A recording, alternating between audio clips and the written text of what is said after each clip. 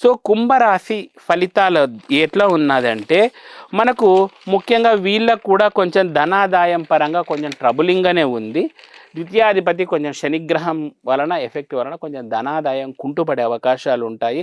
మాతృసౌఖ్యం అయితే ఉంది. ఒకవేళ వీళ్ళకి సంతానం కలగాలి అనుకున్నప్పుడైతే అంటే ఒకవేళ ఆ సంతాన ప్రభావం ఎలా ఉంటుందంటే పుత్ర సంతానం పొందే అవకాశాలు కనిపిస్తున్నాయి. ఎందుకంటే ఇక్కడ దాదాపు 27 డిగ్రీలతోటి గురువు ఉండడం అనేది కూడా మంచి సంకేతమే. అది కాక కుంభరాశికి వక్ర గురువు బెనిఫిట్ రిజల్ట్సే ఇస్తాడనమాట.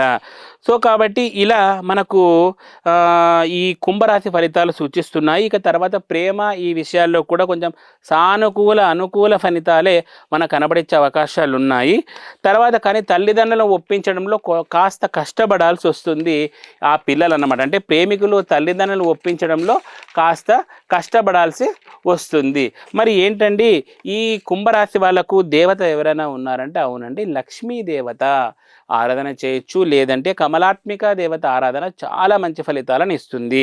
ఇక దీంతో పాటు కుంభరాశి వాళ్ళు పర్ల్ వైట్ కలర్ని ధరించండి, చాలా అత్యద్భుతమైన ఫలితాలు అనేటివి పొందుతారు. ఇక వీళ్ళు అవాయిడ్ చేయవలసిన ఫుడ్ ఏదైనా ఉందయ్యా అంటే వీళ్ళు ఈ పానీపూరి దహీపూరి ఇట్లాంటి వాటర్ బేస్డ్ ఫుడ్స్ను ఈ స్పైసీ వాటర్ను కూడా వీళ్ళు అవాయిడ్ చేయవలసి ఉంటుంది. సోడాలు అంటే కార్బోనేటెడ్ వాటర్ని కూడా కొన్ని రోజులు వీళ్ళు అవాయిడ్ చేయడం ద్వారా చాలా మంచి ఫలితాలు అనేది పొందుతారు.